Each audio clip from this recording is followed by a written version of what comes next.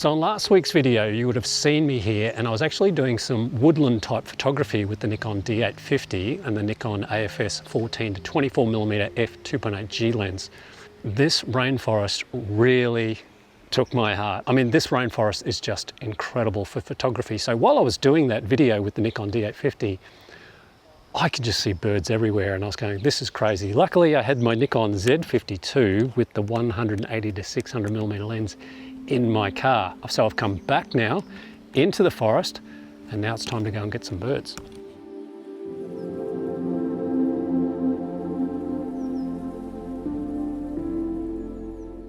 The birds I've seen here so far, I'm speechless. Words just can't express how beautiful this place is. Hopefully it's going to come across in the camera.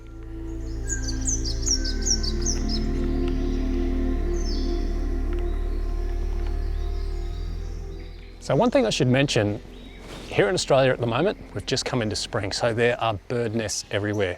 I was very fortunate just before to capture some little tiny eastern yellow robins, and the adult was coming in and feeding them. This is what those shots look like.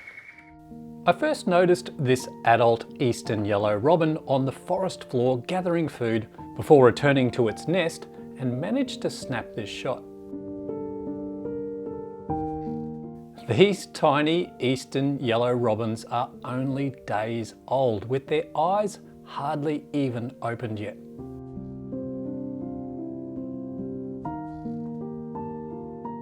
I did manage to capture some B-roll of the adult coming in to feed them, but capturing the same in stills was proving difficult.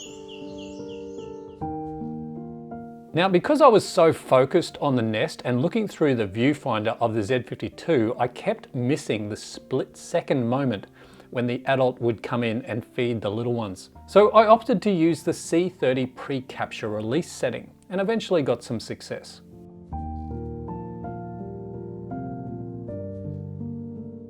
So as I've been making my way around this beautiful rainforest, one thing I've picked up with the Nikon Z52 and this lens in dark situations, the bird eye AF isn't the best. I've had to resort to a lot of manual focusing. So in low light, that is something I've learnt. With the Z52 and this lens, it's not the best. All I can hear is so many different birds. There's owls, but they're right up high in the tree line there. And there was this bird before that I was trying to get. It actually sounded like a baby crying off in the distance. Now I've got a bit of B-roll. I couldn't see the bird itself, but I got the noise, so I'll play that for you now. So this bird making this noise is called a green catbird. And this is where I was having a lot of difficulty with the Z52 in focusing. This green catbird is extremely well camouflaged and fit perfectly into its forest surroundings, making it difficult to spot. Now, normally I can go to my backup plan on the Z52 when the bird AF isn't doing its thing and use my rear AF button with the single point autofocus setting assigned to it. But that wasn't the issue I was having. It was the fact the Z52 has an EVF, or electronic viewfinder.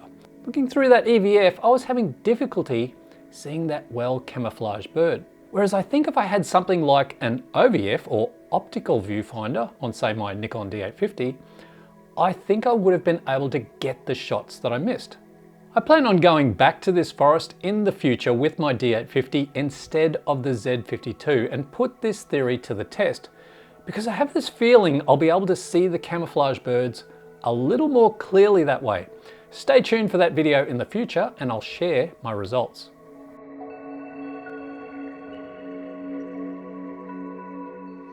Strolling around this rainforest, I kept hearing this little noise close by me. Seems I had a little bit of company, and I think something was following me. This is a Pademelon. It's part of the macropod family here in Australia, closely related to kangaroos and wallabies. This female, which had a joey in her pouch by the way, was having a rest, doing some Pademelon yoga. Stretch that out, yeah, feel that burn. And having a bit of a clean up in this nice cozy section of the forest. You've got to be on your game and be very quick with these birds in this rainforest because they flit about very quickly, like this Rufous Shrikethrush, captured on the side of a large tree. I noticed on a lot of the trails I was walking on, I kept seeing these tiny birds darting across from side to side. Turns out it was these guys. These are yellow-throated scrubwrens. They forage mainly on the forest floor, but they do go up into the larger trees as well. This shot I captured kind of intrigued me a bit. Obviously it's out of focus and the shutter speed that I used is way too slow, but I think it captures the motion of this scrubwren in flight, just as it leaves that small branch in the foreground. I decided to turn it black and white for a bit of artistic difference. I guess as an abstract piece it may look cool on a wall in certain interior settings with a nature theme. But this shot actually came about due to some of the other difficulties I was having in this location, with this forest being rather dark. So I really had no alternative but to use the 180 to 600mm lens with the aperture as wide as it could go and use a lower shutter speed than I would normally use. Whole reason for that is I didn't want to drive that ISO through the roof, as the digital noise in all of my shots would have just been too great. Another little inquisitive guy hanging around me was this Australian Rufous Fantail, and I love the colours on this bird. Not to mention those beautiful eyes checking out those tasty insect snacks as they flew around the rainforest. This place is amazing. Right here, I've got this little tiny bird's nest. Just going to get some B-roll. What a stunning little bird this guy is.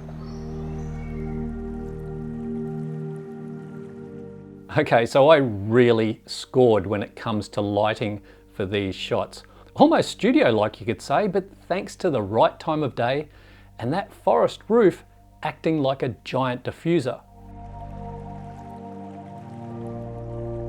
This cute little pale yellow robin was nestling in, so to speak, getting ready for the soon-to-be arriving family. Oh yeah, just like Goldilocks, this nest feels just right.